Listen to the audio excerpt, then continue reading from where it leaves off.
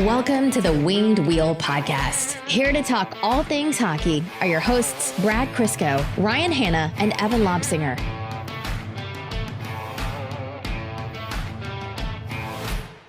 This has been an awkward, tough day for Red Wings fandom, Red Wings Twitter. The Darren Helm era is over. And it's something that we kind of figured was coming, obviously. I mean, all jokes and memes and, the Darren Helm is elite bit aside, this was kind of projected for a little while out. I honestly would have thought that he'd go to Edmonton, and if he couldn't get a job in Edmonton, it'd probably mean retirement. The fact that he went to Colorado, I messaged Rowan. I was like, "Hey, condolences, man." And he went, the only thing he said was, "Today is canceled." Just the whole day. There's going to be actual commentary in a little bit, obviously, on all the Red Wings signings and departures, Darren Helm being one of them. But yeah, just a tough pill to swallow, just a tough one to process. Yeah, I saw the news and then I immediately Googled what the Australian equivalent of 911 was, just in case. Yeah, he responded to one of my tweets and made fun of me in another tweet later, so I think he's doing all right. That's as close to a proof of life as we can get for Rowan. 10 minutes after the tweet ripping on me, though, he agreed with the point I made, so he might actually be in trouble. Oh, send help. What's that number, Brad? Did you find it? All right. Well, a lot to talk about in terms of free agency, and honestly, an altogether happy one for the Red Wings. Brad and I are here today to bring all that to you. Evan is off for good reason. He is moving his home into another home. He does need to stop telling us that the hardest part is the crane moving the jacuzzi from his old house to his new house. Cause I'm like, people aren't going to like you when you just keep throwing that in their face, man. But, according to him, the jacuzzi's in the driveway and all of his sports gear is moved over. So I guess he just has the rest of his house. But anyhow, Brad and I are here. Welcome to the Winged Wheel Podcast. I'm Ryan Hanna. And I'm Evan. Thanks, Brad. On today's Winged Wheel Podcast, we're going to be talking to you about a special announcement that you may have already seen that we made across our socials, but it's one that we've been really, really excited to talk to you all about. We're going to be talking about free agency. This is the free agency episode, especially for the Red Wings. We'll be diving into everything Steve Yzerman did, and then we'll take a glance at the NHL at large, what they did in terms of free agency, what they did in terms of trades, before jumping into a very exciting interview that we did, Evan and I, not too long ago, with none other than Alex Nedeljkovic. I almost forgot about it starting this episode. And fun story, I actually spoiled it last episode. When Evan and I recorded the extended overtime, I made a reference to the interview that we had just recorded prior. Because it was basically this, we've recorded something every day for the past 15 days, I think. And a few people caught on to it, but I did indeed spoil the Nadelkovich interview. But yeah, we'll be chatting with Alex Nedeljkovic later in this show. First time I think we've talked to an active Red Wings player. I believe so. Active, yeah, I believe so. So yeah, that was really cool. And it was a good, great conversation. Alex had a lot of fun stuff to say, especially towards the end. I think you guys will appreciate it. Before we get started, I do want to talk to everyone about the Jamie Daniels Foundation. You'll have heard last episode we had Ken Daniels on again. I mean, we just kind of brought in our live stream chat with him. The more we talk about substance use disorder, the faster we can end the stigma and get support to those in need. The Jamie Daniels Foundation is a children's foundation initiative, and it was established in memory of Jamie Daniels and founded by Jamie's father and Red Wings lead announcer Ken Daniels and Jamie's mother, Lisa Daniels Goldman. The foundation strives to end the stigma of substance use disorder and provide support to those struggling with the disease or who are in recovery. To learn more and offer your support, visit jamiedanielsfoundation.org. And another way you can offer your support, and this is the announcement that we've been very excited to bring forward to you all, is that we are partnered up with the Detroit Red Wings to host Winged Wheel Podcast Night at Little Caesars Arena for a Detroit Red Wings game next season. This is something that's been in the works for a long time that we were over the moon about as we were planning it. We've been itching to tell you all, but just had to make sure to get all the details finalized. The response that everyone showed has been, it made Brad speechless, and I have to tell you how rare a feat that is. The event will consist of a pregame meetup that we'll have in Little Caesars Arena. So for anyone who's been to one of our meetups before, you know the drill. You come, you eat our food, you drink our beer. We'll have stuff to give away. Some big names and faces might be coming through. More to come on that. And then all of us will be seated in the same or similar or like really close to each other. We'll have a block of seats just for Winged Wheel podcast fans and listeners. There's going to be merch. And we're going to be recording a post-game live episode.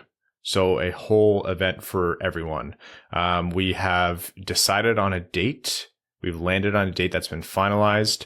We'll be announcing it formally tomorrow across socials, but that is Saturday, November 13th. That is the game against the Montreal Canadiens. The details as to how to buy the tickets and when to buy the tickets will be coming out once that opens up, and that might be in a little while. I think late August, maybe mid to late August. But what we need from you all who are planning on attending, we're going to post some links to a blog post on the website where you can fill out a form to A, show your interest, and B, tell us a little bit about how you plan on coming to the game, what your preferences are, because there's some logistics to the event that we still need to plan. So we need to know more from you. So Winged Wheel Podcast partnership crossover with the Detroit Red Wings. Would you have ever imagined it? A little surreal, eh?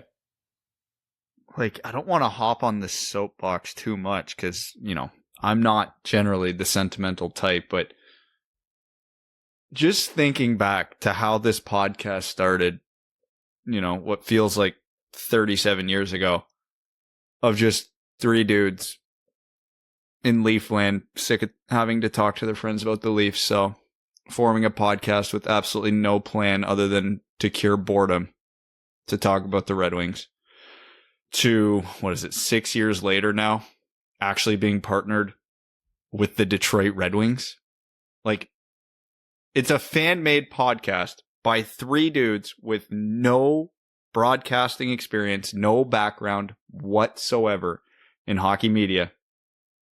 And we're hosting an event at a Detroit Red Wings game, which is brought to you by the Detroit Red Wings. And we get to raise money for a massively good cause in the Jamie Daniels Foundation at the same time. Like, that's all that's been running through my head this entire time that we've been talking with, you know, all the great people in the Red Wings organization to get this. When we can finally make it public, seeing just the unbelievable response from all of you who are the reason this is even happening. Like, it's, yeah, in a dark time in the world, I didn't know it was possible to have so much positivity. It's crazy. So thank you all. Thank you to the Red Wings. Thank you to the listeners. This is like literally a lifelong dream come true to work hand in hand with the Red Wings. Wow, you're not kidding. That is quite literally the most sentimental I've ever seen you. I'm the sap of the three of us. Like, I'm constantly like being super emotional, like saying like things like, "Hey guys, like I know we've had a long week, like really proud of the work we've done." And you go, "Okay," and Evan goes, "Thumbs up," or it might just be the inverse on the chat. Like that. That's actually the interactions that we have. But no, that's, and like, the fact that Brad is like, I mean, speaking to his emotions so openly, like we really can't overstate how incredibly impactful this is for us. Like this is the response that you all showed was so phenomenal. Like, we knew you'd be excited, and you know, we did like a little tease on Twitter, but the outpouring of support and excitement and congratulations, like we read every single message. It means the world to us. So thank you all. And Brad did allude to a very key point that I want to get to here. A portion of the proceeds from every single ticket sold will benefit the Jamie Daniels Foundation. So that has been something that we have been excited to work in as well. It's for a great cause. It'll feel good handing that check to maybe Ken and Lisa, and then Chris from the Jamie Daniels Foundation. It's going to be a good time all around. So as many of you who are able to come as possible, there's going to be a discount on the tickets as well. We hope to see as many of you there as possible. Let's show the Red Wings just how big the Dub family is, and it'll be nice. And honestly, it's just going to be nice to see everyone again. So much more to come. Okay, let's get into free agency talk. Follow along on Twitter if you're not already. That's where you're going to get a lot of the details at Winged Wheel Pod. Yeah, free agency talk. All right. You want me to break some breaking news here that just popped up on Twitter 5 minutes ago? That's not Red Wings related, but will absolutely kill a conversation that's been that's been happening in Red Wings world forever. Did Zach Werenski get traded? Signed. Oh, for a long term and a lot of money in Columbus. 6 years. I think the AAV is just over 9. Ooh, I didn't come cheap. No, so that might temper Red Wings fans clamoring to get him into the Motor City. Just over 9. He's making more than Cale Makar. Yeah, so it's 6 years. AAV, according to Cap Friendly, is 9.58. I guess he's 24, so it's not going to take him to age 35 or anything. But wow. Okay, well, that's one way to kick it off. We'll talk about the Red Wings free agency specifically before discussing the rest of the NHL. Which I guess we talked about Mark Stahl last time. So it kicked off with Gustav Lindstrom, 2-year deal. I think it was a one-way deal, so he makes more money this way, but it's $850,000 a year for their depth right defenseman. He might end up being their 7th guy. He might end up being a healthy scratch some nights, but for the most part, you'll see Gustav Lindstrom probably on the 3rd pairing. That's about as cheap as it comes, and it should come as no surprise because obviously the Red Wings protected him in the expansion draft. He is part of their plans. So yeah, that was pretty basic and fit the bill as to what Yzerman wanted. He knows the players he wants to keep, but he's not committing to anything long-term or for massive money. So I'm not sure, Brad, if you have anything more on Gustav Lindstrom. No. Yeah, didn't think so. Kyle Criscolo was signed afterwards on a 2-way deal for very little money, $750,000. That is a Grand Rapids signing. Similarly speaking, a Taro Hirose was brought back on a 2-way deal for an additional year for $850,000. So again, more so Grand Rapids. Might flip up and down between the pros and Grand Rapids, but it's nice to see Taco stay in the lineup. Good guy, lots of fun. Happy to see him stay in the fold. Yep. Can spot fill on the power play if there's injuries, which is perfectly fine. The Sam Gagner signing for me was the first one where I was, pretty excited. I mean, pretty excited, relatively speaking. That's going to age poorly in like 4 years when Detroit is like signing superstars and competing for cups, maybe, or just starting to get into that realm. And someone's going to pull up that clip and say, "Remember when you were excited about Sam Gagner being extended for $850,000?" But no, right-handed shot, and we've said on this podcast, I think Sam Gagner was underappreciated last year because he played his role, which was a depth veteran. I think he was surprisingly effective. I think he was very malleable in the lineup. I think he did a lot of things right. It just he doesn't play a very flashy game. Thinks the game super well though, like very smart player and is able to adapt, right? So, he's not exactly the player he once was, but I thought he fit in well with the lineup. If you're going to sign veterans, this is a guy who's very smart, can actually mentor young kids, and is likely the most likable NHLer. So yeah, happy to bring him back, and solves a little bit of the right-handed shot problem. Yeah, there's that line every player hits where they're mentally still a top-notch player, but physically they're not able to do it to the level they used to, and Sam Gagner is obviously at that point. But he knows what his role is. He's fine playing in a depth lineup. He knows he's going to be a mentor, and the nice thing is he's still good enough that he can contribute in at least a small positive way. He's not a black hole to the team. He's not a black hole defensively. He's not, like somebody who's going to shoot out the lights offensively, but he can still hold his own and contribute on a power play and direct traffic as needed. So yeah, he's the perfect depth piece for a roster spot in the middle of a rebuild. What more could you want for $850,000? And then I think the next signing thereafter was the Calvin Pickard deal, which came through, which again, same as, Hirose and the others, he's a 29, 30-year-old goalie signed on a 2-way deal under $1 million. That is a Grand Rapids / you're going to be called up when the Red Wings, either Nadelkovich or Thomas Greiss are hurt. So, yep, that's pretty standard. 1 year. Yeah, that was a 1-year deal. Jordan Osterli, is that how you say it? I believe that I've heard Osterli the most over the years, so I'm going to go with Osterli. Osterli the Mosterly. Jordan Osterli was brought in on defense. To me, this was, not depth as in Grand Rapids, but I thought depth just to fill out the left side of the defense, or someone who could play on the left side of the defense. Where he'll fit in, I think, just depends on any given night. The Red Wings have Nick Leddy, Danny DeKeyser, and Jordan Osterli. So you might actually see Osterli as a second pairing left-handed defenseman at this point. 2 years, $1.35 million per year. Cheap deal. This is a guy who's played. You're not going to look up his stats or his metrics and see incredible outcomes here, but he's a very capable player. I think he moves the puck actually pretty well. A little bit of a dynamic guy, and I don't want to say, warm body guy. I don't want to minimize the player. I think that's a little bit reductive, but he's filling in a need short term for the Red Wings. He's not meant to come in and be a game breaker. He's meant to come in and be competent. So I think that's what the Red Wings are getting here in Jordan Osterli.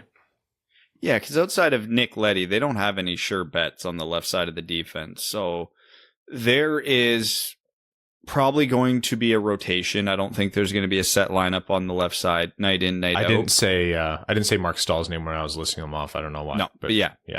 Which is what I was getting to. Between DeKeyser, Mark Stahl, and Jordan Osterli, you have 3 bottom pairing defensemen.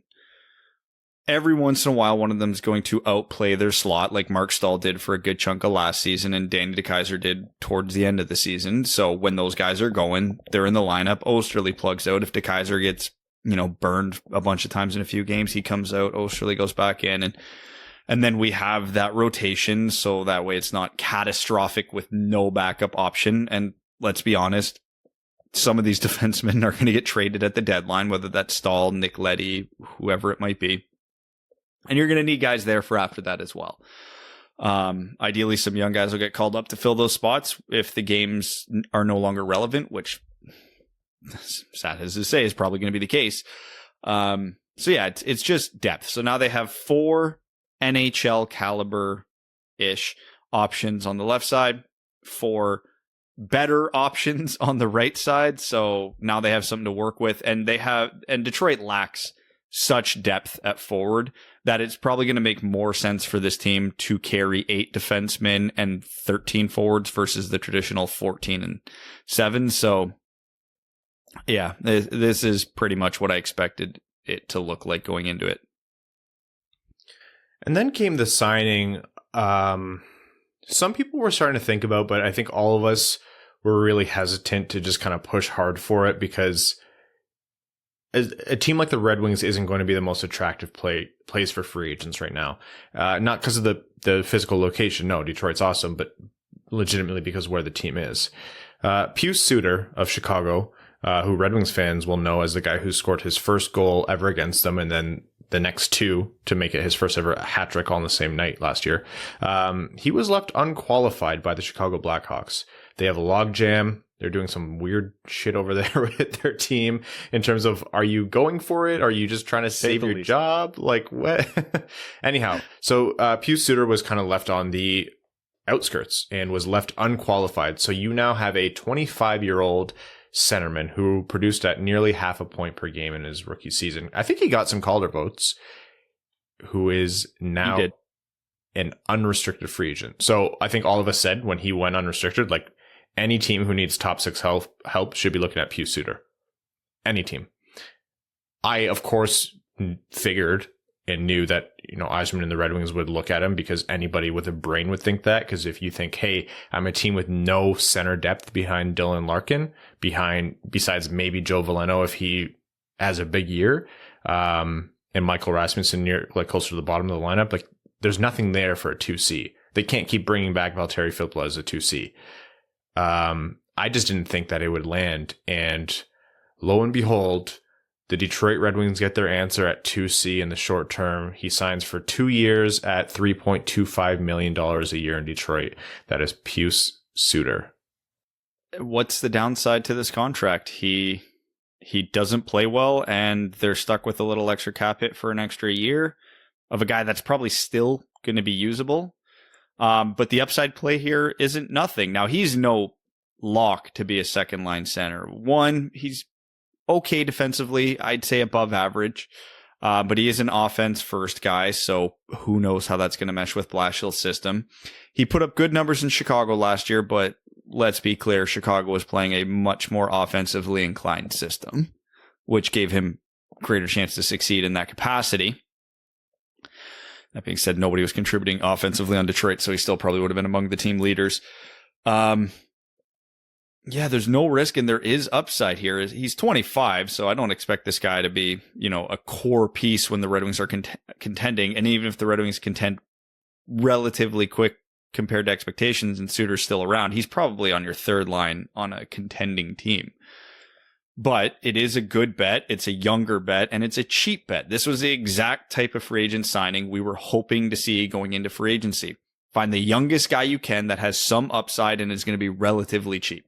And they found him. They're like, Pius Suter was like the poster child for that going into free agency. So the fact that they landed him is incredible, because there was even a report that he was saying, hey, he's not going to sign with anybody on day one. He wants to take a few days to kind of mull this over. And then later that day, he signs with Detroit. He's like, oh, never mind. I guess they convinced him. And then there's the fun connection. Because what was it? The 2014 Guelph Storm, who were an absolute powerhouse that year. They reunite their top line of Rafi Fabry, Pius Suter, and Tyler Bertuzzi, which normally when you get three guys from the same junior team, it's kind of a pipe dream to like say, oh, they can play on the same line together. But the way the Red Wings are built right now, that actually probably is the second line, because you got to think Vrana, Larkin, Zadina, first line. Like I would think that would be the first line regardless of what's going on the roster below them. But then you take the next best player at each position, and it's legitimately Bertuzzi, Suter, and Fabry. Yeah. So they could legitimately reunite that line from Guelph. There was highlight clip of a game they had against London that year where Suter had a hat trick, Fabry had 6 points, and Bertuzzi had 7 points. So they might have some chemistry. And just very quickly, I hate doing this, and you love doing it, so I'm going to dive into your world a little bit. That line, like you said, makes sense. Fabry, Suter, Bertuzzi, like, I don't want to say chemistry carries over from junior into the NHL, absolutely, but there's a proven history there. Larkin, Vrana, Zadina. I mean, we saw the chemistry and the mind meld between Larkin and Zadina last season, and that was super promising. And if you remember, something that we were very excited about. And so, then Vrana and Zadina towards the end of the season. Exactly. Like that, with Larkin speeding around the ice and being able to dish out the puck, and Zadina firing it in, and Vrana doing a lot of everything as well. Like, that's a top line that's a lot of fun. It gives Vrana what he wanted, over in Washington. That gives him every opportunity to shine. And then you have, Suter between Fabry and Bertuzzi, that's going to be a line where it doesn't matter if the team is schemed defensively. You now have 6 legitimate top 6 forwards. Is that the best top 6 in the NHL? No, of course not. But it's perfectly serviceable. You can look at that and say, yeah, there's no, I don't mean to dump on the guy. There's no Darren Helm slotting up there. There's no Luke Glendening slotting up there. There's no Sam Gagner having to, play on the first or second line tonight. Like, that's top 6. Bertuzzi still has to sign, and we'll get to that. But yeah, this is, I really don't care what the long-term outlook is. in terms of making this team more stomachable, not just to watch, but for the young guys to play on and to build some, winning mentality and remember that they can play good hockey, I think Pius Suter goes a long way, specifically because all things going well, he'll fit in that 2C slot. Yeah, and obviously we've been basically doing nothing but singing Pius Suter's praises so far, and for good reason. We are very happy and optimistic about this signing, but this does have to come with the context of he's 25. He's a half a point per game player. That's who he is. There's probably not a significant amount of growth to come from his game. Totally fine. Yeah, and that's acceptable. Again, a half a point per game player put some wear on the Red Wings in scoring last year. Second, third, he's going to get a bigger role in Detroit in all likelihood. He's going to get less help than he had offensively in Chicago, but he's coming into a very defensive system, so it should help that side of his game out. So, yeah, is he an ideal number 2 center if you're trying to, make the playoffs, win games? No. Ideally, no. Could he be that guy? Sure. It's a bit of a longer shot. If he sticks around in the Red Wings, when the Red Wings get good, he's absolutely going to be a positive net player on the third line and be the guy who can plug in on a second line. So yeah, this is exactly what we need right now. This is exactly what we wanted. There were some takes I seen thrown around on Twitter that were making Suter sound like we just signed like a potential first line center, which is not unless Larkin gets hurt. So just, yeah, the depth chart is very clearly Larkin 1, Suter 2, and then you can basically flip-flop Veleno and Rasmussen. Me personally, I'd put Veleno there, but it doesn't really matter. And that's what we've got. So that's what we got to deal with. Last 3 signings, again, these are all going to be, Grand Rapids / maybe Detroit based on injuries. Ryan Murphy was brought in. Brian Murphy was playing in the K, I believe, he was brought in on a 1-year contract, $800,000. I feel like I should talk about Ryan Murphy because I can expertly talk on Ryan Murphy because he played his full junior career 4 years in Kitchener, and he was one of my favorite players to ever play for the Rangers. He was drafted 12th overall to Carolina, I want to say 2011, so he's not young. This guy has the world of offensive upside. He is exceptional. I seen him score a 5-on-3 goal while playing for Kitchener, except he was the 3. He was in the KHL, but then he came over and finished last season in the AHL with the Henderson Silver Knights and won AHL Defenseman of the Year. So if someone gets hurt, there is a reality where he plugs in and runs a power play. Is that likely? No. Is the defensive side of his game good enough to be at the NHL level? No. But Grand Rapids fans going to have fun? Yup.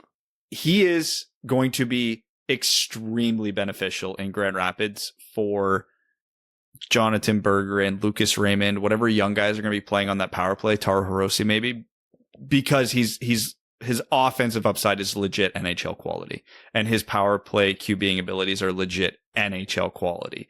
So it's not like they're going to get, whoever plugging in, whatever AHL depth guy plugging in to quarterback the power play they're on. They're going to get the NHL experience, and then they're going to have to pray the puck never enters their zone when he's on the ice.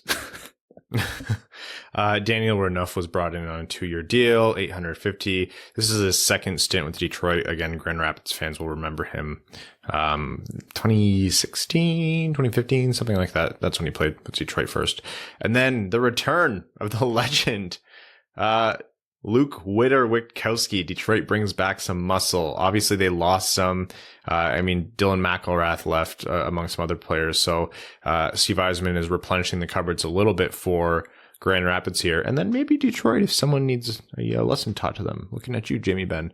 But yeah, Luke Witkowski was brought back on a 2-way deal. 2 years, $750,000 per year. The Holland, Michigan boy. I love Witter. I love having him in the organization. I'm pumped he's back. I'm pumped Evan has a new player to fawn over. That's a good one. Ideal depth. Not good, so he's not a threat to take the spot from anybody who's actually good, but can play anywhere in the lineup, is your Jamie Benn deterrent. And if he has to go to Grand Rapids and help mentor the young guys, that's also perfectly fine. Yeah. Okay, so that's the Red Wings group. Still to come. The Red Wings aren't even at the cap floor, I believe. Something like that. They still have Tyler Bertuzzi, Adam Ernie, and Jacob Vrana as RFAs, all arbitration eligible. Those negotiations, I'm sure, are ongoing. And now that the UFA period has settled down, you're probably going to see more of a concerted effort. Philip Hronek also fits in that group, not arbitration eligible. According to Cap Friendly, man, Cap Friendly could kiss the person who runs it. People, person, who knows? Okay. I'm not going to say free agency is done for Detroit because the moment we hit post on this episode. Actually, you want to know a very short story because I don't want to run too long here. I went out for my first social outing since this damn virus pandemic started. I was on a patio having beers with a friend who I hadn't seen in person in 2 years. And I see my Twitter notifications going nuts. And then I see 3 messenger messages, all very fast. And I message in the messenger chat quite a bit. You both do not. And I was like, what happened? And my phone unlocked and I just saw Pius Suter. I was like, I just sat down. I just got here. I'm at home all day. I don't do anything else. I just live at home. I work at home.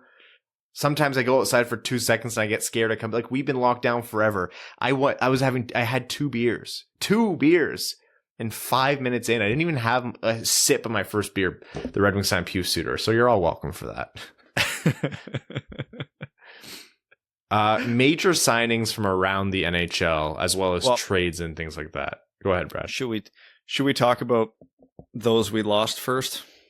Right. Yeah, that's a great point. Darren Helm, 1 year, $1 million to Colorado. Again, very surprised. Not entirely sure what Colorado's doing with their offseason. And that's not a Darren Helm thing. That's like other stuff.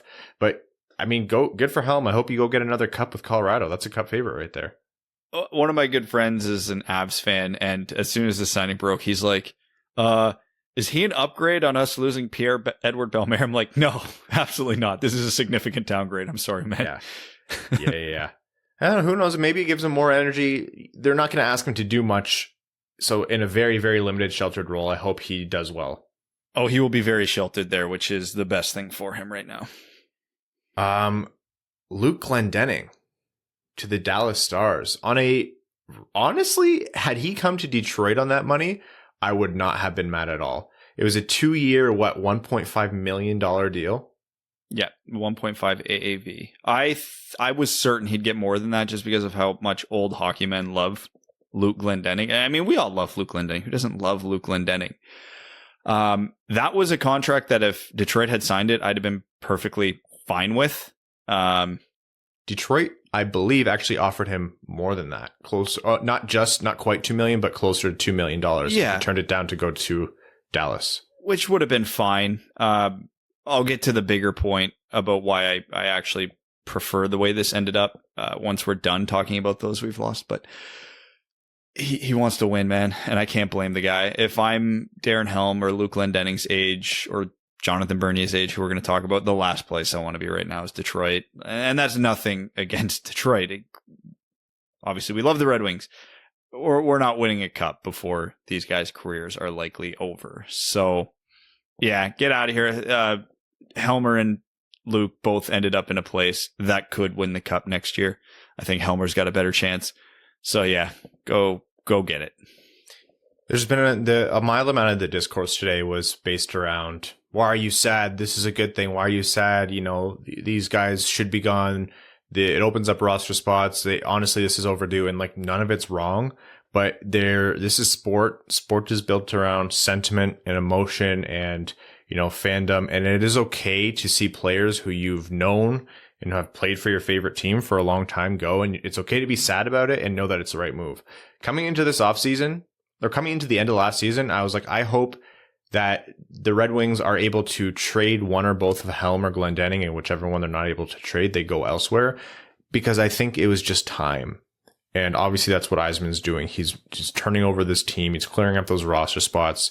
He's bringing in veterans that are maybe a little bit more capable. I think Glendening would have been perfectly capable, but like we said, he chose to go somewhere else. But those two things aren't at odds. You can miss the player and you can be, happy and reminisce about the times they had and still know that it was the right move. I mean, we keep thinking about, Darren Helm's goal to send the Red Wings to the Stanley Cup Finals in 2009 to beat Chicago. We think about his shift in 2009 against Chicago in 2009. Like that is, that's the Darren Helm I'll remember. I don't care about these last however many years. The whole team sucked this last however many years. That's the part of sports. So yeah, I mean, unironically, all you Darren Helm fans, like I understand it completely. When Gustav Nyquist got traded, that was my first twinge of oh shit, man, rebuilds suck. Like this one hurts a lot. So I completely, totally understand. Yeah, and obviously I sent out my tweet Darren Helm's been one of my favorite Red Wings forever. That's why I hated the Darren Helm is elite jokes. You guys were ruining him for me. But the large picture here is that it's needed. We've been making jokes about how the Red Wings are one of the oldest teams in the league for years now, and they're in the middle of a rebuild, and that's not what you want to see in a rebuild. What we've seen this week is the first true roster turnover where it's just not good players leaving. This is the torch being passed, not necessarily to the next generation, but guys who might still be here the next time the Red Wings are good. Giovanni Smith gets to replace Darren Helm. Pius Suter gets to replace Luke Glendening. Joe Veleno should get to replace Valtteri Filppula. Alex Nedeljkovic is 6-7 years younger than Jonathan Bernier. Even though we're sad to see Bernier go, this is still a net positive for the organization. So that's 4 guys there who are gone, not coming back, and are being replaced by, quite honestly, younger and better players. And we'll see more mistakes this year, obviously, but that's fine. The Red Wings need a year like that where the young guys just kind of get thrown in, sink or swim, and even if they sink for part of the season, that's to be expected and fine. Quite honestly, Shane Wright at the end of the tunnel isn't the worst thing in the world here. So no, it's good. I'm gonna miss the hell out of all of them. Valtteri Filppula, who hasn't been re-signed by the Red Wings, so I guess that, but he hasn't signed anywhere else, so that could still happen. He's one of my favorite Red Wings of all time. Love Luke, love Helmer, love Bernier. I'm happy they're gone. I'm sad to see them go. Yep, perfect way to put it. And you pointed that out. If Filppula indeed doesn't get brought back by Detroit, Helm leaving means that is the last of anybody on the 2008 Stanley Cup winning team. So that hurts. Yeah. Wow. Although when you go look at that roster and you see the names you have to scroll past, you're like, I can't believe this didn't happen sooner. And then you remember how young Darren Helm was for that. Jonathan Bernier didn't get signed by Carolina, though they owned his rights. Got his money, $4.125 million a year for 2 years, which I think is a fair deal for both sides. Bernier got his money. New Jersey got a possible answer, or at least big help in net in Jonathan Bernier. Red Wings fans know who this guy is and what he can do. Bernier wasn't here forever. I could build him a statue for what he's done. It was very much shades of what Jimmy Howard did in the years where we were still pretending that this is a team that shouldn't be rebuilding. And then when Howard faltered, that's where Bernier stepped in. But no, seriously, again, it was sad to see him go. Nadelkovich being brought in definitely made things, a lot easier. Better. It's a net positive, but still sad to see Bernie go. And I'm rooting for the guy. I don't care about the New Jersey Devils, their success at all, but now I want to see them win when he's in net. There's a Devils fan at my work, and I was at work with him when the contract broke. He's like, why the hell did we overpay Jonathan Bernier? And I said, you don't deserve him. Give him back. And then I walked away. Yeah, you're not wrong. It's I understand the metrics don't always look favorably and that they're supposed to account for the control for how bad the Red Wings were, but I honestly think that it's a little bit lost. I honestly think that it's not properly captured just how bad the Red Wings were and what that does to a goaltender. I swear. What Jonathan Bernier put up with was nothing short of incredible. How I eventually convinced him that it was a good signing is I literally pulled up the Red Wings roster from last year on my phone. I put it in front of him and said, look at this. And he's like, okay, what am I looking at? I'm like, Jonathan Bernier put up a 914 behind that. And he went, I get it now. Yeah. I'm like, yeah, no kidding. You get it now. I'm like, are you happy now? He's like, yeah, that's probably actually a good signing. I'm like, enjoy. Treat him well. And then, of course, Hicketts, Turgeon, McElrath all left. So we'll see how things evolve with the Red Wings and otherwise as we move forward. Let's do some quick notes on the rest of the league. We'll be talking a little bit more about how the rest of the league's free agency will evolve in the coming episodes as well. There's more draft talk. There's more free agency talk. But just for the sake of time here, we're just going to do some quick hits. So, Brad, I'm going to do my annual tradition of not having prepared a list of notable players and scrolling through, and we'll say some stuff about them. So we talked about Cale Makar. Sam Bennett, 4 years in Florida for $4.425. Too much. They'll love it in the playoffs, but overpay beyond that. Yeah. If that sample size holds, I think that's great. But that's just a lot of sample size, you know? Joel Armia from Montreal, 4 years at 3.4. I mean, you kind of knew that was going to happen. Fine. Connor Garland. Hey, I have a lot of jokes that I throw at Vancouver. Connor Garland, 5 years at 4.95. I like that deal for them. I really like that deal. If you take out everything else they did in the last week, they're doing great just on that one contract. We'll ignore how they got him. Ovi, 5 years, 9.5. This guy is going for it. He wants that record. This is him all in. He has to average 33 goals a year to do it. Oh, I don't care how good or bad Washington is over the next 5 years. I am now fully invested in the Capitals. 100%. I want him to get this. I saw some Caps fans saying like they should have brought that down a little bit so they could have gotten the team a little bit more help to contend. And I'm like, that might be right, but if the team believes they're past their window, this guy makes you probably 10 million in jersey sales a year. That's an exaggeration, but financially speaking, he's worth that money. And you just don't get players like him. Like players in him and Crosby's tier, maybe McDavid by the end. That's it. You do not. Washington fans won't see another Ovechkin in their lifetimes, most likely. So I'm all for paying the guy. Does it make the most sense? Who cares? I want to see him break that record. Yep, doesn't matter. Ovi's a Capital. He's got to retire a Capital. Gabe Landeskog, under the wire, 8 years, $7 million a year, $56 million contract. This is one of those ones I hate the contract, but I get it. They're in their window now. They could not afford to lose Landeskog. So the back half of that contract is going to be probably a nightmare for them. But if they get their cup with him in the next 4 years, it's all worth it. And that's going to be the theme with a few contracts you'll see. But yeah, a terrible contract, but it makes sense. And we are going to float through a few of these a little bit more quickly. Pavel Buchnevich, 4 years in St. Louis, $5.8 million a year. I like that deal for them. Yep, not too much term, not too much money for a guy who will succeed in their top six. This one feels weird. Peter Mrazek, 3 years, $3.8 million. Great contract. I hate that it's the Leafs.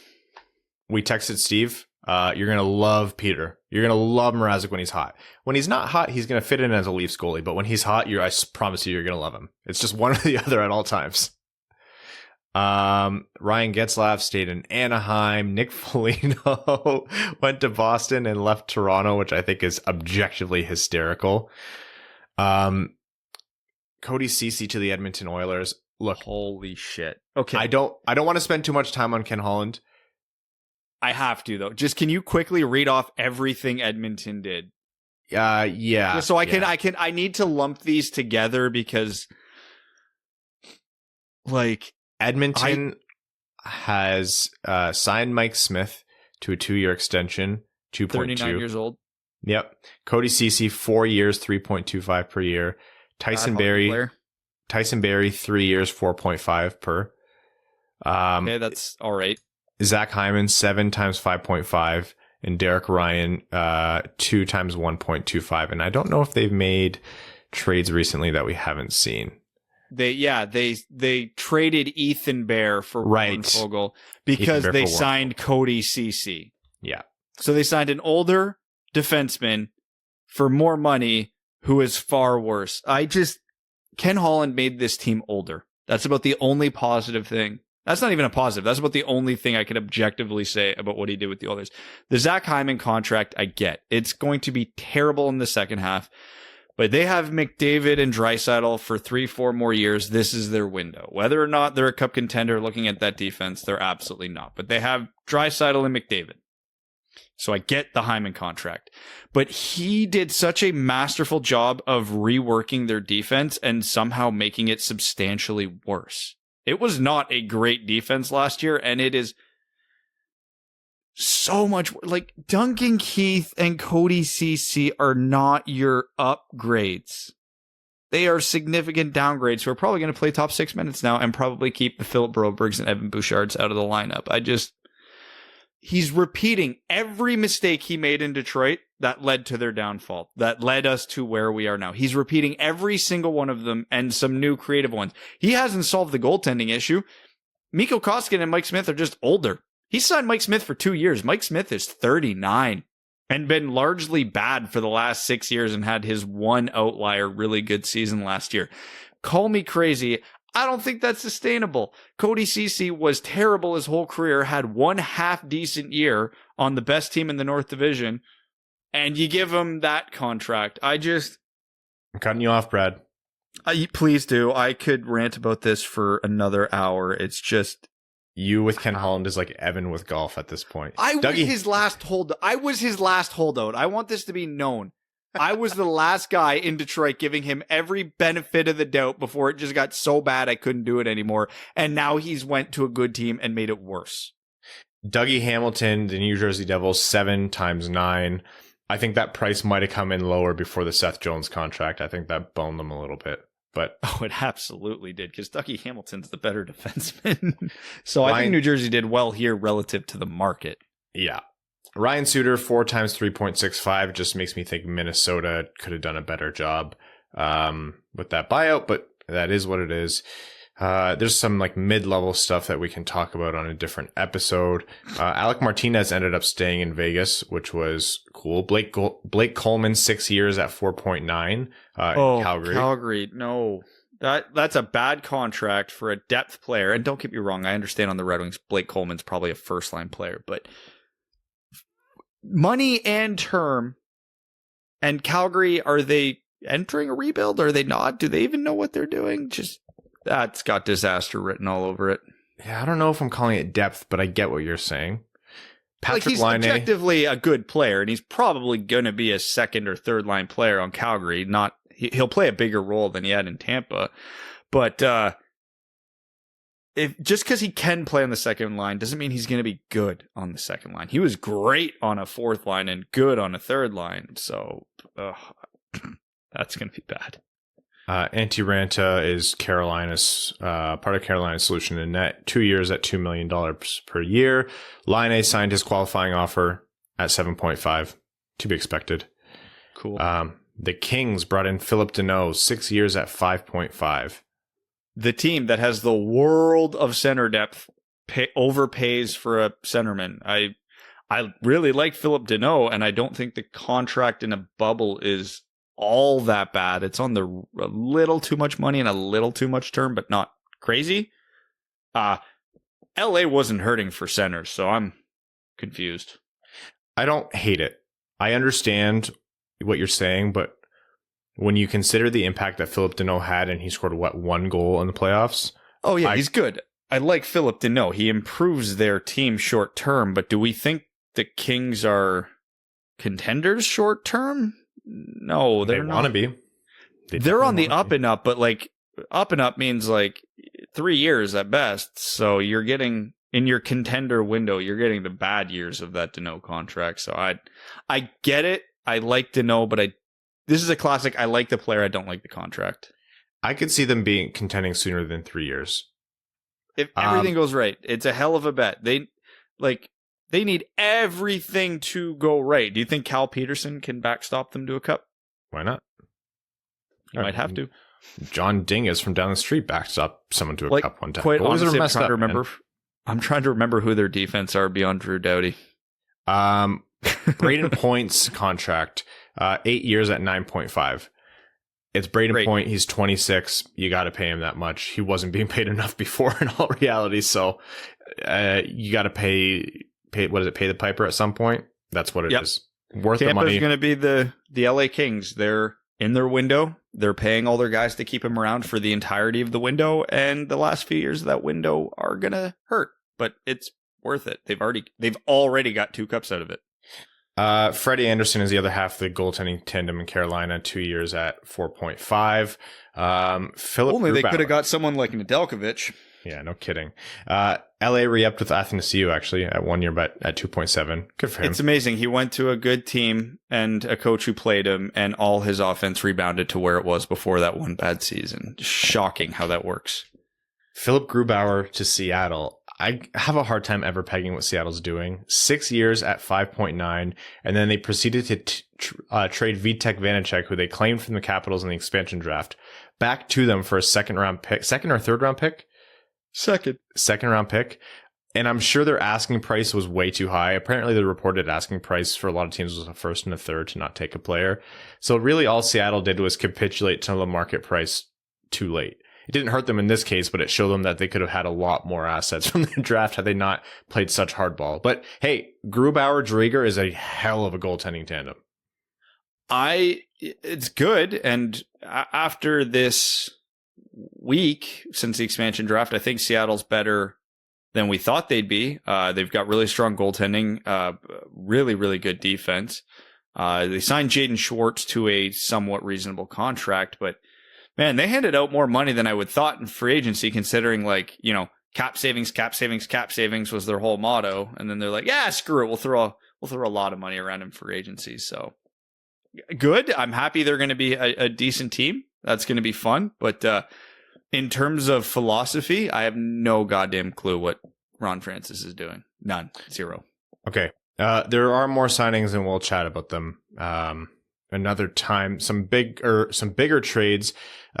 Chicago, again, confusing team, acquired Tyler Johnson in his contract, $5 million a year, and a 2023 second round pick in exchange for, as Brad put it, the corpse of Brent Seabrook to the Tampa Bay Lightning, who they'll LTIR him. I can see how some people think it's a win-win, and that's fine. I just think that good on Tampa Bay and Chicago. I don't quite understand it. I don't know if it's second. I get moving Seabrook's contract out, but yeah, a little weird. Ethan Bear for Warren Fogle that we talked about. I don't understand. Vitek Vanacek, we talked about that one. So Colorado, who lost Grubauer, obviously Seattle signed him, had to have an answer in net. And what they did was they acquired Darcy Kemper at $1 million retained. So his salary is $3.5 million on Colorado, in exchange for Connor Timmins, a 2022 first and a 2024 conditional third.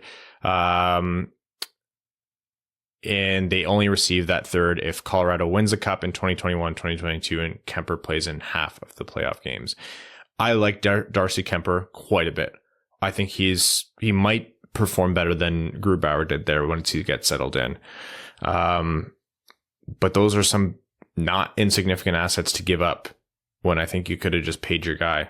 I don't know. You're getting Kemper cheaper. I get that. And they're a really great team up against the cap, but that's a move by Sakic. It's not just that Kemper's good. The overpay, or not necessarily overpay, but the heavy price, coupled with the fact that they just didn't pay Grubauer, coupled with the fact there were a billion good goalies available on free agency. Like, you could have had a goalie near or at Kemper's level without giving up a first round pick. I don't know. Colorado has not had a good week. Like, not at all. They lost a lot of key players, have not been able to replace them. And then the one that they were able to replace, they had to pay a pretty heavy price to do it. So I get what they're trying to do. They just didn't do it well. All right. It is time for us to wrap this up and jump into our interview with none other than Alex Nedeljkovic, Detroit Red Wings goalie, Calder finalist, leading the league in a breakout season in goals against average and save percentage, and the first active Red Wing that we've had on Winged Wheel podcast. So enjoy this interview with Alex Nedeljkovic. We are joined on the Winged Wheel podcast today with Calder nominated Alex Nedeljkovic and newly minted Detroit Red Wings goalie. Alex, thank you so much for joining us today, man. Yeah, thanks for having me, guys. Well, it's been an incredible season that you just had, but we'll get to that in a little bit. First, what we want to hear about is walk us through your last 4 or 5 days. How did you learn about the trade coming through from Carolina or from Don Waddell, and have you spoken to Steve Yzerman or anyone in the Red Wings organization? So it was kind of like out of the blue, like I've said before. I wasn't expecting it. So it caught all of us by surprise, really. But yeah, I just got a call from my agent. Said that Detroit was interested, and they were looking to put together an offer, and we kind of came to an agreement on something, and and then Steve pulled the trigger, and they were able to make the deal work, and that was about it. I found out I got confirmation of it on the golf course. So needless to say, I didn't really finish that round all that well, but it was like you said, busy day, fun day. It was very exciting. We were obviously very happy to find out that Detroit was interested and we're gonna give me a chance. So it's very exciting. I was just gonna say, has Steve Yzerman or Chris Draper reached out to you yet? Have any of the guys? Who was the first kind of guys to text you? I'm sure with your connections to Dylan Larkin, I'm sure there's some excitement there as well. Yeah, Steve was the first one to reach out.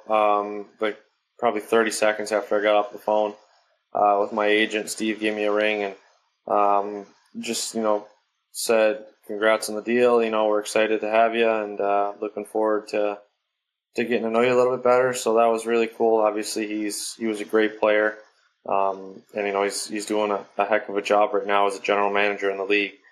What he did in Tampa and kind of the pieces that he's putting in place right now with this team. The good things are coming, and it's exciting, and I'm hoping to be a part of it, obviously, for the long haul, but, we'll take it a year at a time for right now. As far as some of the other guys I work out with a handful of them at the gym during the summers anyway, so I was golfing with a few of them too, so when the news came out, they'd heard, and we just chatted a little bit there at the golf course, and then the next day saw the rest of the guys, and, got a few texts here and there from a few other people in the area, so it was pretty cool. I'm surprised to hear that you didn't have a ton of adrenaline and drive 450 on a par 5 or something after the golf course. It's funny to hear what happens to your round after a trade. Yeah, no, it was a golf outing we were doing a golf outing for a gym, and I'm not the best scramble type player because I just try to grip it and rip it. So that's when you start spraying it 3 fairways right or left, and that's what was going on. Yeah, that's my kind of golf. Evan's the pro. I try to murder the ball every time. You talked a little bit about the deal that came together, and you mentioned that you're hoping to be in Detroit for a long haul. This 2-year contract is interesting because, it takes you directly to UFA status. Do you read this as a prove-it deal after a stellar season that you just had in Carolina? Are you basically just trying to show that this 39-game sample size is showing your true form as an NHL goalie? I think so, yeah. Like you said, I've only played however many, 30 some odd games in the league, and kind of got off to a little bit of a bumpy start last year when I had somewhat of an extended look, not even extended, just a handful of games, and then come out this year and play pretty well. So there's been some up and downs, and it's obviously limited amount of games over a pretty, I would say, long time frame. 5 years as a professional, so.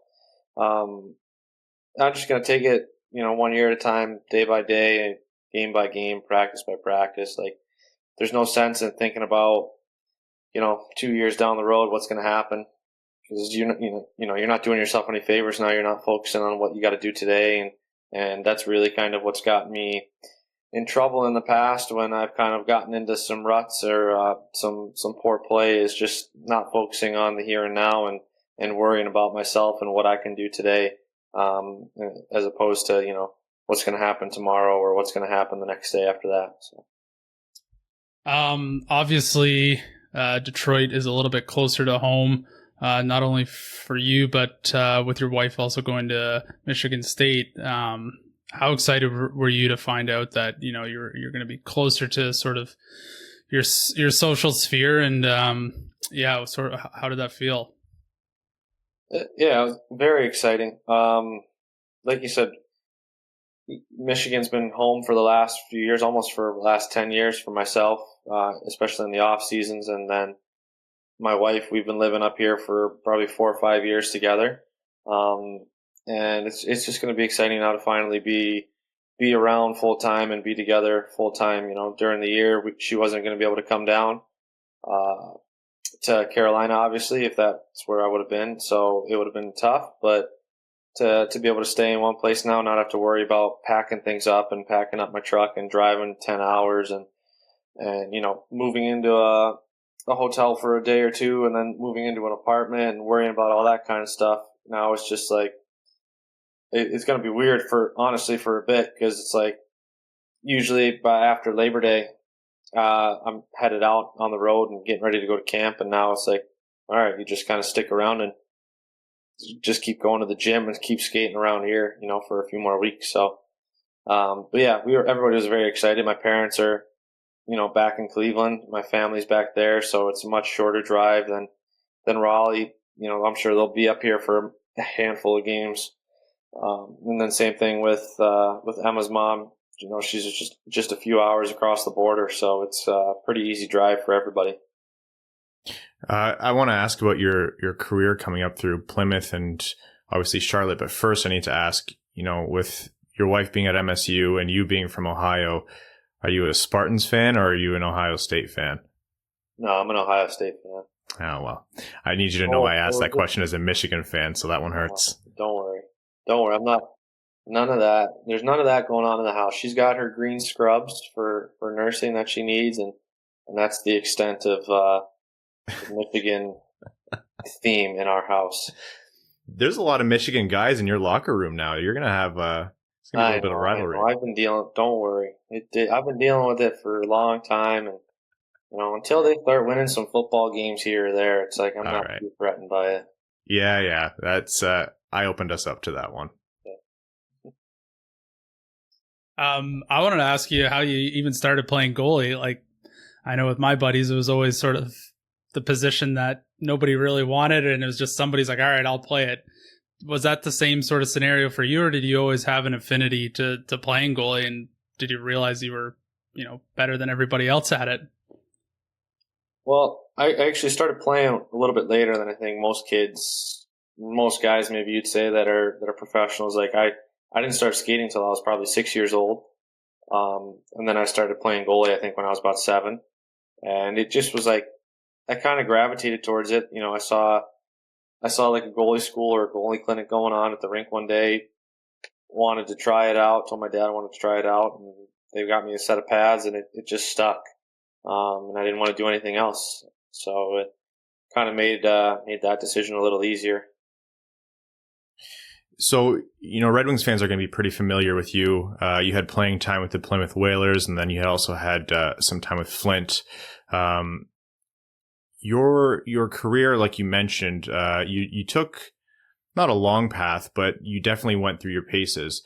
How did it feel last season to break through at 24, 25 years old and have a Calder nominated season in which you led the league in goals against average and save percentage, and you were near the top as well in goals saved above expected and a bunch of other metrics? There's a lot of emotions.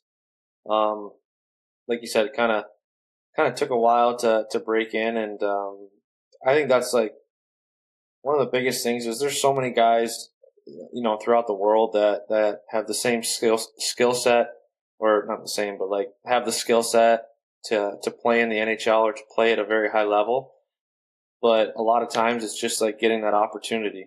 There's a lot of people out there that don't get the opportunity to ever make an impression or show what they can do at a high level. And that's what it takes for, I think, a good handful of guys. That's what keeps them in the minor leagues, and what allows guys to succeed and have a career in the NHL is just getting an opportunity to play.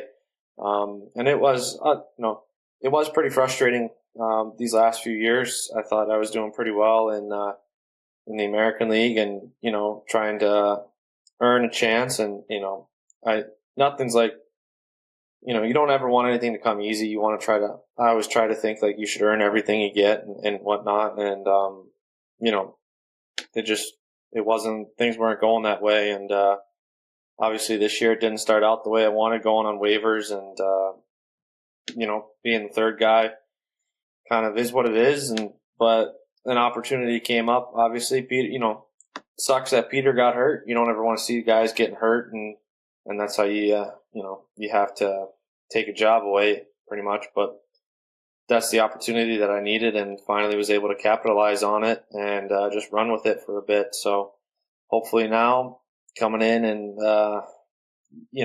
just seeing where the team's been at, it's, I think, a good opportunity for me to personally play a lot of games, but also to really try to help and turn this thing around and get these guys back on the right track and the winning track.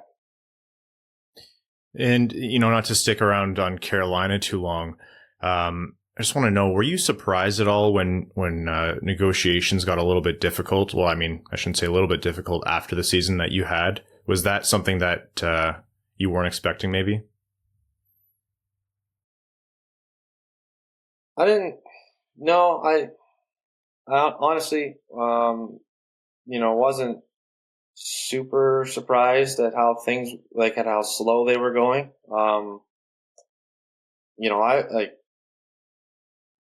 People, like, there's so many people out there that are saying arbitration this, or the team did this, or we did that. It's like there's so much going on behind the scenes that people don't know and they don't realize.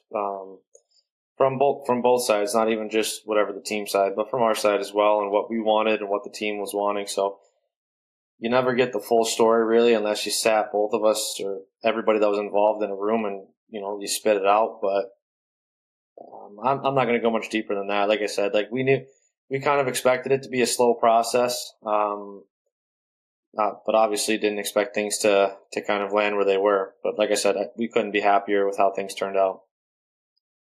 I know Ryan said we weren't going to dwell on Carolina, but I wanted to talk about the draft day because I'm always interested in what guys are thinking during that time. You were taken in 2014, I think 37th overall. Did you have an inkling of where you might go in the draft in terms of where, like, the number you'd be picked?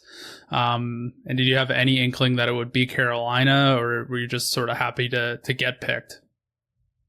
Well, I know at like around that time, they weren't really like, that was about a time where even now, like goalies, it's not really like teams aren't very willing to take guys in the first round. I think the last 2 years that, last year they had that Russian kid, and then obviously Kosa going this year to the team, and that Swedish kid went a little bit after him.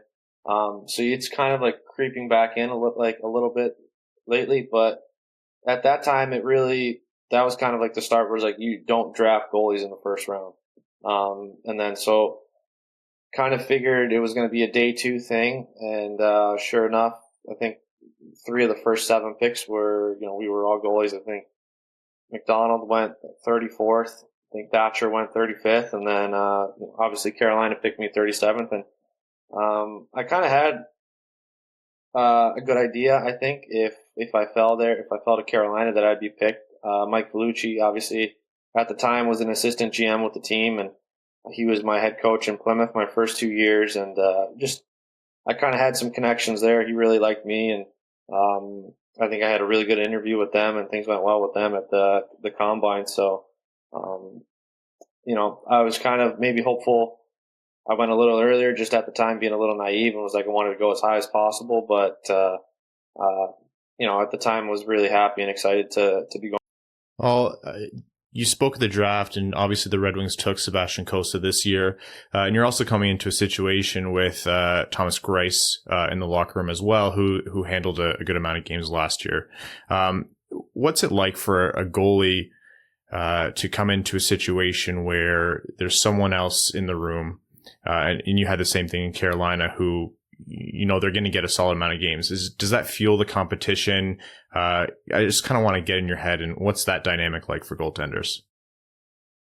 Yeah, I think it kind of has to. I mean, I think it's important to have a pretty good relationship with the other guy. I mean, you're really the only two that know what's going on, you know, in each other's heads most of the time and most nights, right? Like, nobody else in that locker room knows what it's like to be in our position. So I think it's important to obviously have a good relationship. He was one of the first guys to reach out to me, actually, you know, and say, you know, congrats, happy to have you, and looking forward to meeting you, kind of thing. So looking forward to meeting him and getting to work with him on the ice and get to know him better.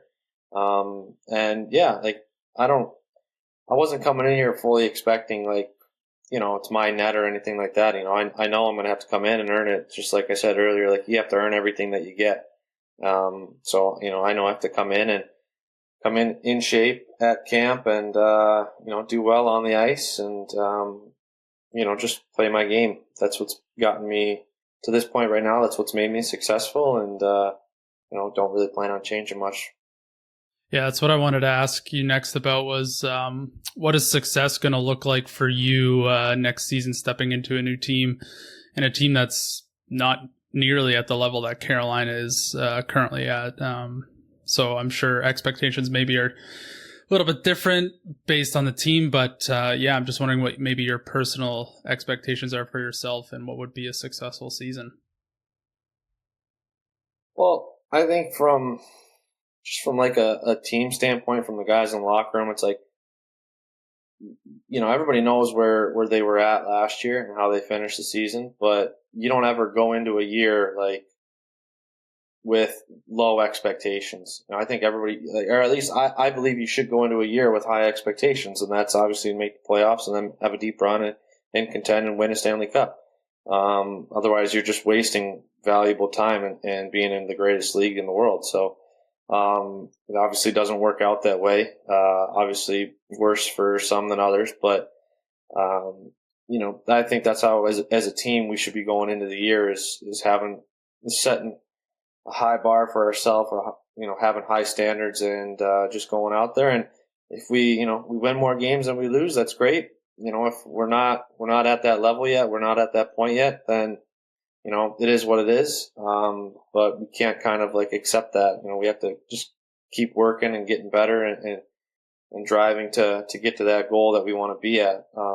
So going into like personal expectations, it's to give the guys the best chance to win every night. You know, whether we win games 1-0 or 5-4, you know, like it's about winning games, and obviously you don't want to have a lot of 5-4 games, but you know, the more nights that I can get us in a position to win and just kind of keep us in games sometimes, you know, that's great. And there's going to be nights where the guys have to bail me out. Hopefully not too many, but that's the nature of our position is being there every night and covering up some mistakes and occasionally, you know, making a few saves you probably shouldn't and keeping the guys in a game. Are there any players, or I should say goalies, that you kind of idolized growing up and that maybe you've modeled your game after, or at least think about when you try to model your game after them? I think the biggest thing like that I've tried to model something after would be like puck handling. It's not really like modeling about it. It's just, I grew up watching a lot of Marty Brodeur and Marty Turco, Ron Hextall. Like, those guys, they played the puck so much and they did it so well. And that was like something that really kind of caught my eye and I really enjoyed doing growing up as a kid. And you didn't really see it a lot. So it was something that stood out. But then it got to a point where I was so eager to do it and like doing it so much that I was like overdoing it. And I was just doing things to do things. Like, I would just go out, stop the puck, and like throw it back up the wall for no reason. Like, when there's a simpler play to be made. So it kind of like, my dad had to kind of sit me down and be like, look, it's great you want to do it, but you have to do it with a purpose. You know, like you can't be throwing pucks off the glass, like just because, or trying to, you know, sauce a puck 4 feet in the air, you know, instead of just trying to make a pass on the ice. So, watching those three guys, you know, how they handled the puck and how they made things so much easier for their defense and for their forwards was something that really stuck out to me. As far as like the rest of my game, though, it's like I try to take little bits and pieces from everybody. I think that's how you really have to be successful, and ultimately, like, you know what's comfortable for yourself and what you have to do in terms of like your fundamentals and things like that. But there's, I think, little bits and pieces you can see like in guys' games that you can kind of take and try to add to yours, and that'll help make you a little bit more efficient and just make life a little bit easier for you potentially. I mean, you talked about your puck handling, so you know what I have to ask about. March 11th, 2018, or maybe I think it was March 10th, 2018, in the AHL with the Charlotte Checkers, you scored. What was that like? What's that like for a goalie, and what was that moment like for you? Well, that was obviously really special, but that was the second one. The first one I scored New Year's Eve, my rookie year, the year before that in Florida, or that was in Atlanta when I was playing with Florida. Right. Both nights were, you know, really special. I think the one in Charlotte stood out a little bit more just because we were at home.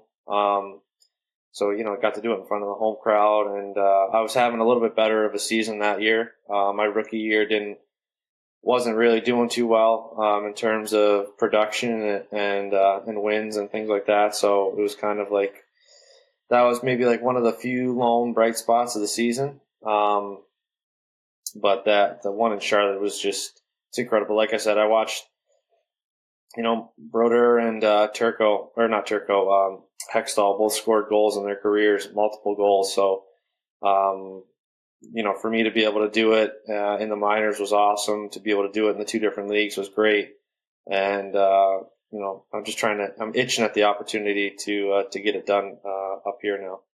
Well, the Red Wings fans are always asking for more production from the back end. So if you can, that would be fantastic. One thing I wanted to ask is in the off season, are you the kind of guy who gets right back on the ice? Do you take some time off? Are you more of a gym guy who then gets on the ice later? Like, how do you approach the off season? Yeah, I probably would be more of a gym guy and then take a few weeks off. I haven't been on the ice since we lost to Tampa there. So going on almost 2 months. I think it's important, especially with how this year played out. We played so much in such a little amount of time. You got to let your body kind of reset. You know, take a little bit more time going to the gym, build that muscle back up that you lost during the year, and just mentally too, like refocus and recharge. It can get pretty draining and exhausting just getting up, going to the rink, and getting hit in the head, getting hit in the body with pucks like day after day. You know, like it's a lot, not even physically, mentally, like I said. So to kind of, you know, get away from the rink for a few weeks, not have to worry about getting dressed and getting on the ice and going through a full warm up and just making, like, you know, warming up takes about 20, 30 minutes to just to get ready to get on the ice, and then you get on the ice and you go do another 10, 15 minute warm up out there. So, it can get a little exhausting sometimes, but, you know, like I said, that's what I like to usually try to do that first part of summer is, the first part of the off season is just kind of hit the reset button, get back in the gym. And, actually this week I'll be getting back on the ice now. Nice. Yeah. I think it's super important to kind of, you know, let your brain reset, let the body reset, and then get back to work. Last thing I wanted to ask was, you know, who are you in the locker room? Are you the DJ? Are you the quiet guy nobody likes to talk to before games? Are you the guy trying to lighten the mood, trying to crack some jokes, trying to crack those serious guys to see if you can get a smile out of them? Well, I'm definitely not the DJ. I'll stay away from that. I'm pretty laid back, honestly. Like I said, I really try to enjoy as much as you can coming to the rink. Like I always say, like at the end of the day, it's a game, and now it's as much a business as it is a game. Obviously, with the amount of money that owners spend and whatnot, but on game days, like when we get to the rink, I usually get to the rink like 3 hours early on game days, but it's mostly just like I'm just kind of there and just taking everything in, relaxing, enjoying, like talking to whoever's there, the trainers that are there, the guys that are there. Like I'm pretty easygoing, and obviously when you get closer, it kind of amps up a little bit.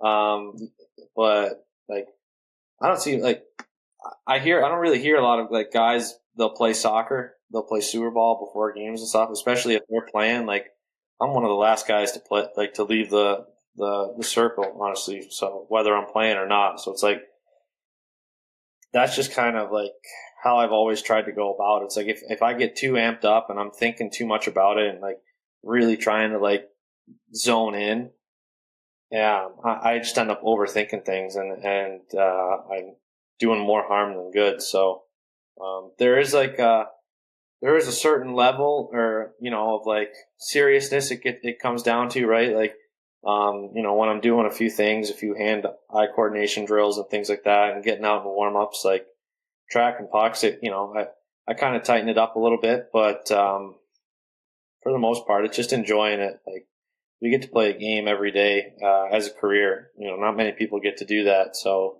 like I said, try to enjoy it as much as you can and just take everything in. Do you talk to your posts? I don't talk to the post. No, I'll give them a little tap here or there. If they help me out, but I don't talk to it. All right, last question here. It's a fan question from Arjun Shankar, is a big supporter of the show. Are you going to wear 39 in Detroit? Yeah, that's the plan. Perfect. All right. Alex Nedeljkovic, Red Wings goalie. Alex, we really look forward to watching you this season. And I mean, hey, just going out there and having fun would be a blast. But if you can get that goal for us while we're all watching at the LCA, that wouldn't be bad either. Yeah, thank you guys for having me. And like I said, I'm itching to do it. So, that's the first thing that pops in my head. If we score first, that's the first thing that comes into my head is like tonight's the night. So, how do you do it? Like be on your toes. We will. All right. Cheers. Thanks, Alex. Until next time. Thanks, guys. And that was our interview with Alex Nedeljkovic. Best of luck to him on scoring that goal. It's hilarious to know that he's scored two and he's itching to score another one. The moment we get a 1-0 lead, that's the first thing I think about. That is an amazing attitude for a goalie to have. So, again, our only request to Alex was that he does it at the LCA. Hey, maybe you do it on November 13th, Alex. Wouldn't be bad. All right, we're going to jump into overtime on this midweek episode of the Winged Wheel podcast. Overtime is brought to you exclusively by Patreon supporters. It's our way of saying thanks. Andrew Bohan references Karen Horner in big incident in Formula One. Hey, if anyone wants to get in, I'm sure next season of Drive to Survive is going to be wild. Devastated says, it's been a long day without you, my friend. I'll tell you all about it when I see you again. I'm sure that's a Darren Helm sentiment right there. Revan Lobsaber says, end of an era with Helm and Glennie leaving. I'm not crying. You're crying. Cody Geyer says, longtime listener, first-time patron. How much longer until McDavid and Draisaitl want out of Edmonton? And will Detroit be competing then? Forever dreaming of a scenario where Stevie adds one of the two. And when that happens, Lord Stanley books a few trips to Hockeytown. I don't know. It's going to be tricky because I think Fogle and Hyman legitimately make them better this year. And if Mike Smith doesn't fall apart, I would not be surprised, even with the downgrades on defense, to see Edmonton at least replicate roughly what they did in the regular season last year. Long term, they're screwed. So I think McDavid's probably got 2 years before he's like, yeah, get me out of here. Colorado 14er says, for Ryan to complete, when Buffalo wins the NHL draft lottery in April of 2022, Brad's reaction will be unsustainable rage. That'll be it for Brad. Emily Escuri says, who do you think, who's a new patron, I believe. So thank you, Emily. Says, who do you think will wear the A with Glendening signing elsewhere? And I would have thought Burt for sure before everything went sideways with I shouldn't say it's going sideways. We don't know, but Nielsen might not even play that many games, so we might see 2 new assistants this year. I'm going to assume Letty. He plays. Letty or Stahl, I think, would be my guess here. I would go with Bertuzzi and Stahl. That's who my gut's telling me. Jake Bloom says, out of all the things Steve has done so far as GM, what are the top 3 moves that you predict will have the greatest long-term positive influence? Players, drafted, trades, signings, etc. Are we talking what could or likelihood of will? Like predicted that will. And that literally has to be the draft picks. That honestly has to be Edmondson, Kosa, Raymond in my mind. There's nothing else here that qualifies. Yeah, so that's the easy answer. I'll say if we want to get a little more moves he's actually made, I'll go Mantha trade, Nadelkovich trade, and then trying to think between free agency and other trades he's made. Maybe the Fabry trade, because even if Fabry doesn't stick around, he could be a pretty expensive rental for a team, which could play for the Red Wings long term. Vincent Saladino says, hey boys, I'm pretty happy that Witter's back. I know he doesn't move the needle, but he's a good heart and soul guy who will beat your face in if you mess with his teammates. Do you see him playing defense with the wing? I don't know, whatever Detroit needs him. Probably left D, based on the age and need there. Also, Ryan, you accused me of being paid to say nice things about you guys last time, which is totally not true, and Brad is totally not paying me right now to say this. Anyways, keep up the great work and stay fresh. Mohit Sider says, did you see Sider's interview? He was asked what number he'd be wearing in Detroit, and he confirmed it'll be 23. And it was because of Herbie the Love Bug, which I thought was a hysterical answer. Sider's going to be such a fan favorite. Herbie the Love Bug is why he chose number 53. It's the best answer imaginable. Lars, the prophet of the Towering Behemoth, says, hello, Sir Strumming lovers. Would you say that there's a chance the Yotes 2021-2022 season is worse than the Red Wings in 1920? And can the Sabres threaten the Yotes in the race to the bottom? They're giving it a shot. It's funny that it's going to be Buffalo and Arizona again, because these were the 2 teams going nuclear in the McDavid-Eichel draft. Like, if you ever needed proof that going full nuclear in a rebuild doesn't always work, here we go again. Lars, he continues to say, I saw that Brad was happy that we signed local hero Murphy, who played for the KHL for Neftchimik Nizhemkansk. He's going to make me say that name 100 times. Piss off, Lars. Helmer High Water says, I know it's been addressed, and I try to remember myself that hockey Twitter is a vacuum, not the real world. But all of the NHL bunch of number supporters supporting D'Angelo and Mayu events makes me equal parts angry and depressed. Hockey is such a great sport, and I hate how far behind so much of the management and a decent chunk of fans are, and not being total pieces of garbage. Helm going to Colorado to sabotage the Avs from the inside. Truly elite move. With some forward spots for the taking, what prospects do you think have a good chance to earn a role on the wings? Veleno? Berggren? If we're counting Veleno, yeah, I don't even think Berggren. Berggren's the type of guy, he's top 6 or he's not going to be of much use in the NHL. So I think he'll have a shot, though. I think him and Raymond are going to get honest shots in camp. They're going to be given every opportunity to play their way on to the team. I don't think it's super likely unless there's some injuries, because even if the Red Wings don't trade or sign anybody else, you can pretty much have a pretty good idea of what their opening night roster is going to look like now. You can comfortably write out 4 lines and a couple extras. But yeah, if we're not counting Veleno, I'd say Raymond or Berggren are the only 2 even with a chance. Snarky comments aside, I appreciate you dudes so much, and so excited of having a Winged Wheel podcast event at the LCA.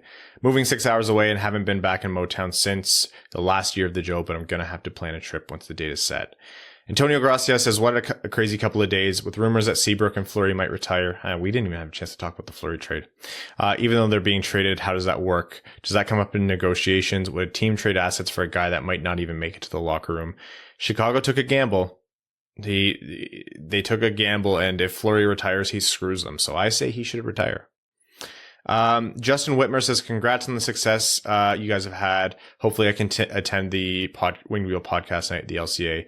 What do you think Verana's contract comes in at? It seems like even with signing Hronek, Bertuzzi, Ernie, and Verana will barely be over the cap floor. I think if Stevie thinks Verana's in the at least somewhat long-term plans, his contract will probably be a slightly cheaper version of what he gave Mantha. That'd be fantastic.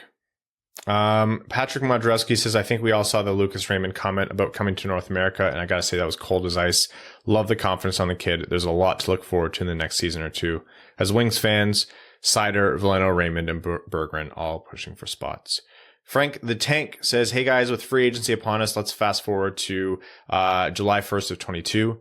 Detroit just got another top 10 pick the week earlier. However, Barkov is there at 26 years old and a UFA. He just so happens to meet with Stevie.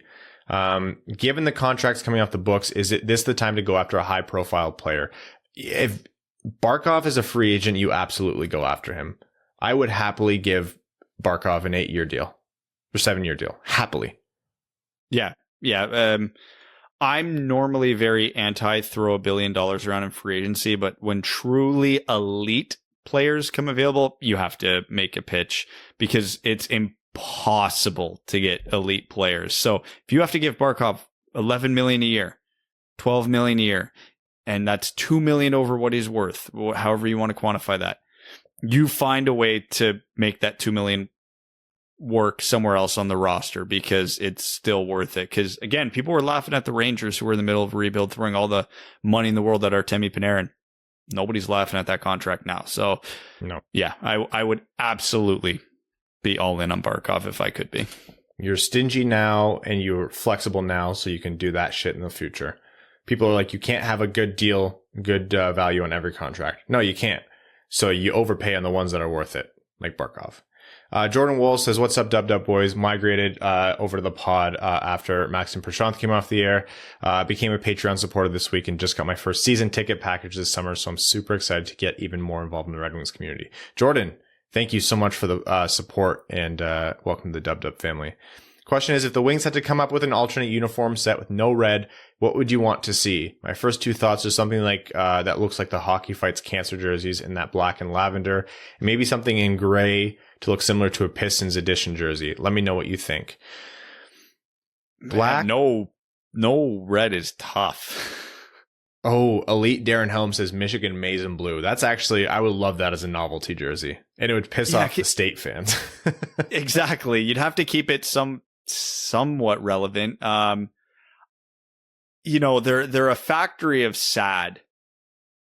But a hockey version of the Lions jerseys, there's some potential there. Yeah, I guess. They are a factory of sad. Matt S. says, I'm not talking about the, we're going to take the talent level of the Lions over to the hockey side. Just the look, just the aesthetic, Ryan. Yeah. Matt S. says, love all the signings the Wings had in free agency. Excited for Suter. I'm sad to see Glennie go. Wish him nothing but the best in Dallas. Can't wait for the meetup at the LCA. I'll for sure sell my season tickets for that game so I can hang out with the Dub crew. Hey, we appreciate that, man. Update on weight loss, down 15 pounds since the new year. Hell yeah. Keep it going, buddy. We're on your side, Matt. I got to catch up to you. Keep up the good work as always, Dubs. Evan Feats guy, lob singer. Okay, so quick story. Evan said he's a big fan of Feats in the Olympic, and that account. That's where that came from. I was so confused when I saw that a tweet from that account in my mentions. Oh my God, that was disturbing. Says, hey, where are all the feats? On a more serious note, Brad/Ryan, which RFA/UFA re-signings that didn't happen are you most disappointed by? None. I don't. Absolutely none. Zero. Bobby Ryan. Yeah, Bobby Ryan maybe, but even then I was like, yeah, okay. Also, I blame Rob Kopshow for personally driving the ultimate Darren Helm from the organization to blood rivals, the Colorado Snowballs. It stops the jokes. I will happily take full credit for that. Definitely not a Huckleberry, says Dominic Turgeon and Joe Hicketts both picked up by Minnesota. But why? Seriously, though, what did you think of those two? I like both, but Stevie likely figured best to cut our losses and move on. Turgeon never showed much in the looks that he got with Detroit, so that's whatever. I like Tickets. I thought he actually did show well when in his recalls with the Red Wings, and I was always surprised he never got more of a look than he did. I thought he earned it. C. Rose says, "Hey guys, free agency has been fun. I'm really stoked. We signed Suter. Why the F would Chicago let him walk? I'm in such Red Wings withdrawals. I just grabbed a case of Labatt. Cheers. Let's go Red Wings." I mean, logjam. One man's trash is another man's treasure. Max Leichtman says, "Gavin Bayreuther, I just can't. You're good at galaxy brain thinking. Can someone help me figure it out? Seattle only had 30 picks. Seattle set the bar way too high in terms of their trade values. I can't figure out the Gavin Bayreuther pick at all. I think it's that they wanted no one else from that team, and so they took someone that they could just throw away. That's the answer. I think in their post-expansion draft episode, I said that was the equivalent of just saying pass, and that's what it ended up being. Asher Killian says, "I can't wait to come up to Detroit for Windwheel Podcast Day. Congrats on that. Can't say I'm in love with the Yzer plan at the moment, especially for the 21 draft. I love the idea of just accumulating as many picks as possible given the scouting crapshoot, and then basically trade them all away instead of taking the lottery ticket seems questionable. Do you think it was worth passing up on so many picks? Finally, I'm so pumped for the mega impact free agent signing today. Witter is back, baby. Can't wait to see him eat those bottom line minutes and grit dudes right in the face." I didn't love the value of the trades, and obviously hindsight's 2020, so we couldn't have known, but seeing Wallstedt fall into the 20s, it did kind of sting, thinking that, yeah, you could have probably hopped up there for a 4th round pick. So in hindsight, it wasn't great, but I'm also a big believer in get your guy. So the Red Wings were clearly very high on Kosa. If they didn't think he was going to be there at 23, go get him. However, you had to. So I think there could have been a better deal to be had with maybe a bit more patience, but hey, it worked out. So I'm not going to be super upset about it. Rick Choate says, "Just stopping in to say it makes me sad to see Svechnikov liking some of the signings on the Wings page." Arjun Shanker says, "What single-digit numbers for the Red Wings do you think will be retired by the year 2021? I think 8 will be, and maybe 2, not 3 though, still. All of them. I say all of them will be in 100 years. Oh, 100 years. Oh, yeah. God, I would hope so. 21, yeah. Josh Terrell says, "Might be time to start a Ken Holland therapy group. Oilers fans can vent their frustrations." And we just nod our heads and say, I know. My God, he's doused that franchise in gasoline and flicked the cigarette towards it. Anyways, looking forward to the Winged Wheel Podcast Day, fellas. You've earned it and more good things to come. I'm sure of it. Thank you so much, Josh.